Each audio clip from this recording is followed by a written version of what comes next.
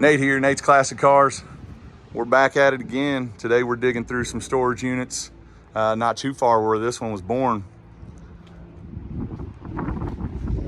1969 Boss 429, KK 1873, original candy apple red car.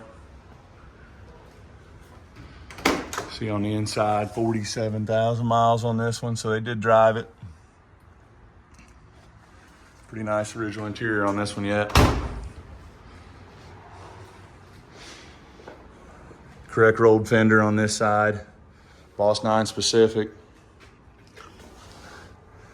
See the iconic Boss 9 scoop. HP block. This car was restored in the late 2000s. Not up to our standards, but all in all, pretty good old car.